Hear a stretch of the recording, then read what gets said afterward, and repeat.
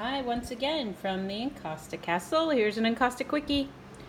This is a new little series, maybe even call them super quickies.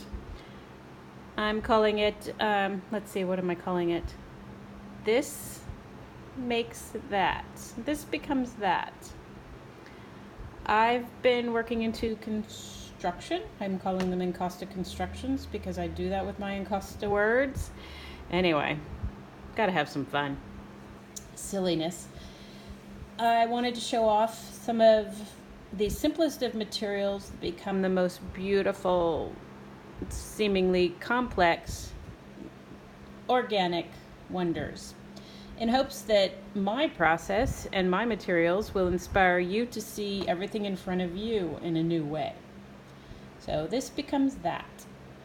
First off, something you've maybe seen a lot of if you follow me regularly, my use of cardboard. And, well, let's see if I can do this without moving the camera. Well, other than this. All right, so all the way down at the end there, and I'll bring it forward.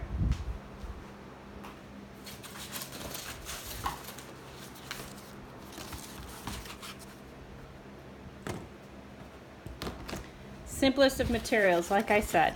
I like to pare it down, or I have enjoyed paring it down in the last few years since coming home from Australia and living with such complexity. I take the simplest of materials. I order products, and more often than not, am more excited about the box they come in than the materials that are inside. A little bit odd, but I go with it. Take them apart. See what you find. In between layers, obviously a great deal of fascination. Love that. Some boxes have double corrugation, which have become a fixation of mine.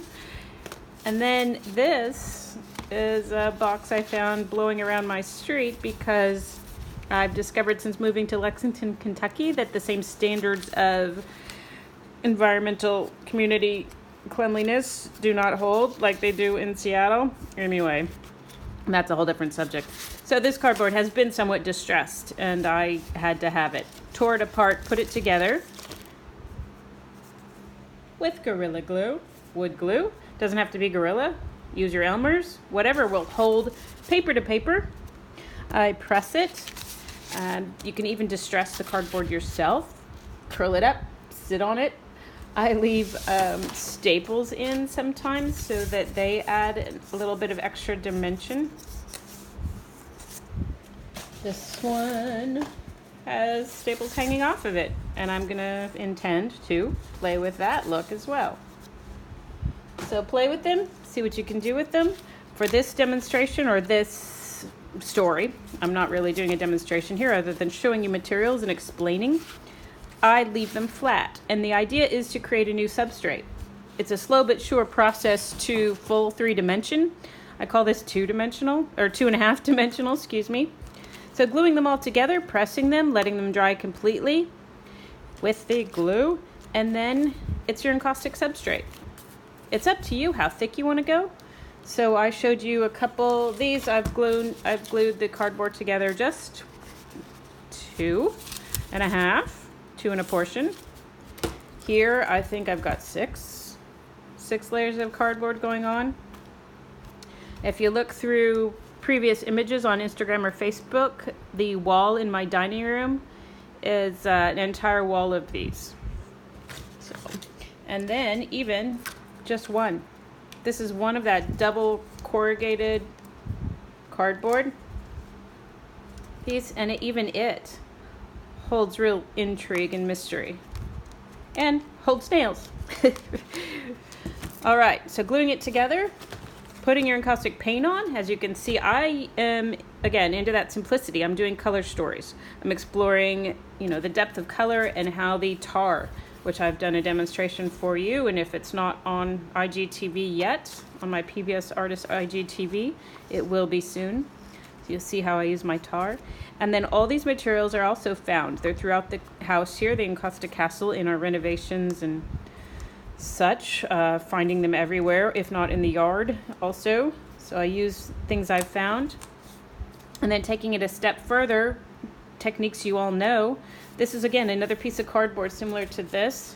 I left that little extra, or glued the little extra bit on. This stands. It's a dimensional piece, 3-dimensional piece, or has become enough that it is a 3-dimensional piece up from that 2.5D. It's early morning. I'm working with studio light, so sorry about the shadows. Come down a little bit. These, again, found materials throughout. I painted the sides, and I continued on from there, falling in love with that edge look, and I'll show you that somewhere down the line in the future here, how I manipulate and turn that into its own being. So a 3-dimensional piece. From there, this is just the path I took through all these materials. I made handhelds. It's important to me in encaustic. You walk into galleries, you could walk into museums. Of course, you're not allowed to touch the art. But with encaustic, it's such a tactile art. You want to reach out and touch that wax. You want to feel the texture, the smooth, the organic nature of it. You can sense the life that it possesses because of the bees who did such work to give us that wax. So these handhelds are a play on that. They're an encouragement to touch the encaustic painting, intentionally making them small so they can be held in your hand, calling them handhelds because of that. I've made over 100 of these now. They're going to encaustic camp with me and will be there. Hint, hint. So look forward to that. All right, so that's base 1. This